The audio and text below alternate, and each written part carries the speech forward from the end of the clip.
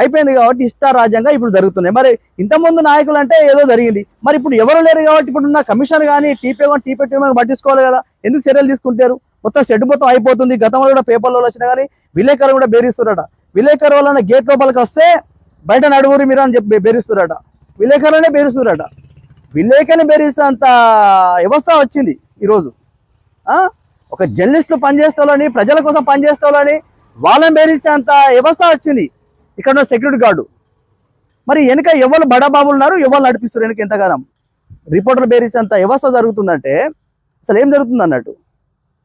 నేను ఇప్పుడు కేకే news reporter లోపలికి పోతేనే మీరు బయట లోపల రావద్దు, బయట నడవ అని చెప్తుండు. దీని పర్మిషన్ ఉందని అంటే నేనట హెడ్ ఆఫీస్కి పోయి తీసుకోవన్నట. ఒక జర్నలిస్ట్ అయినే జర్నలిస్టు ప్రజల కోసం పనిచేసేటోళ్ళు, డెవలప్ కోసం మాట్లాడేటోళ్ళు, మరి ఎక్కడ పర్మిషన్ మనం పోతామా? మనకు అవసరం అది ఎవరికి అవసరమో? ఎవరైతే దీని ఓనర్ ఉన్నారో